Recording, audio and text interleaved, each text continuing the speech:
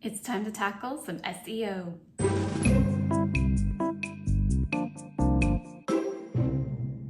Welcome to another episode of A Latte Words, where we sip some coffee and talk about words. So I was nervous about making this video today, to be honest, because I am still learning a lot about SEO and content writing. I mean, to be fair, I think everybody is always learning, especially when it comes to content marketing in general.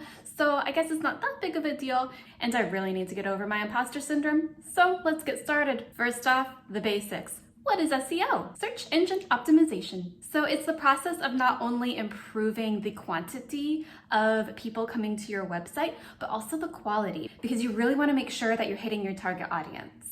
And that's why targeting the right keywords are also extremely important.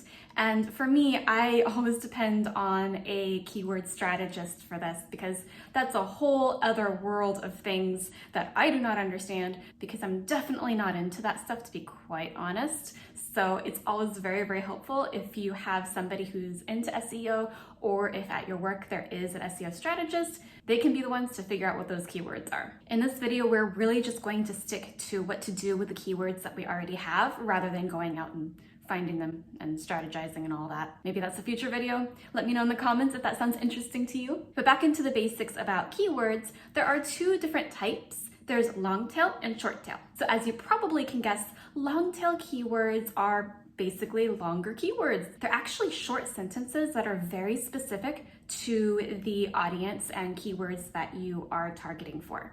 So they do get less search traffic, but the upside is that you actually get more conversions, because the audience that you're bringing in is a little bit more qualified and looking a little bit more specifically for whatever it is you're offering. That said, they're also probably closer to making a purchasing decision.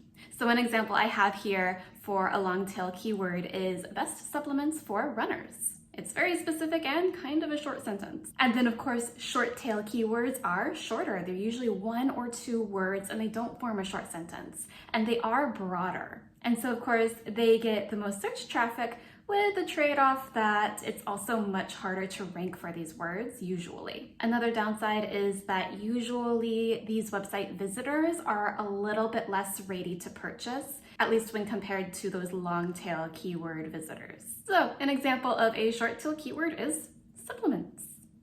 As you probably already know too, the main goal of SEO tends to be to rank higher in search. All right, so now that we have some basic definitions out of the way, I wanted to give you some tips and tricks for getting started with writing some SEO-based content.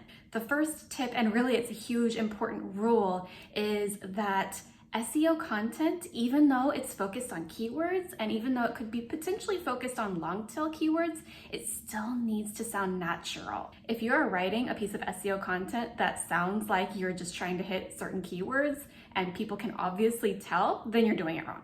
It needs to sound natural first and foremost. That is the priority, even if that means you have to let go of some suggested long tail keywords that your strategist gave you. You do need to always be fighting for quality content that informs and educates or entertains, and it doesn't feel weird or forced.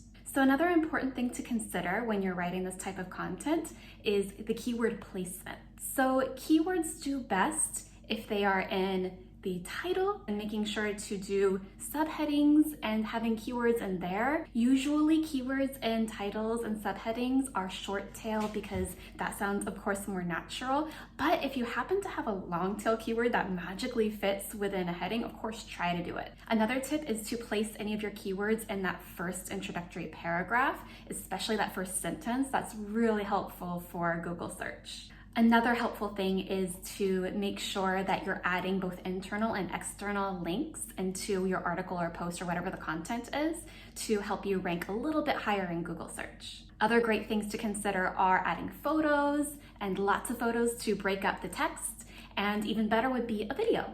Another really helpful thing to do within the research phase is to go into incognito mode and run a search on a few of the keywords and see what your competitors are doing on that first top 10 page.